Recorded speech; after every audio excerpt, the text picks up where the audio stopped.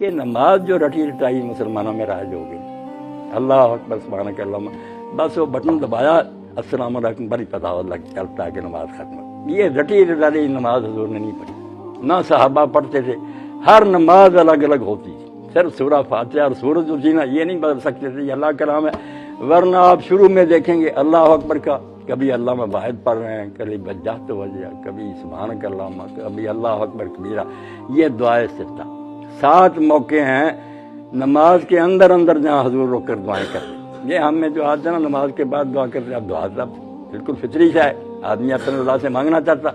مگر اس کے لیے یہ نہیں دیکھتا کہ نماز جب تم معراج کی حالت میں تھے، دنیا والوں سے بالکل کٹ گئے تھے، ادھر ادھر دیکھ نہیں سکتے تھے، بات نہیں کر سکتے، اللہ سے باتیں کر رہے، اس وقت کیوں وقت ضائع کیا؟ تو 7 موقع ہیں جو ابن قیم نے حدیثوں کی روشنی میں زاد المعاد میں نقل کیے کہ یہاں حضور رک کر دعائیں کرتے، ہمارے نمونے دے دیے، آپ دعائیں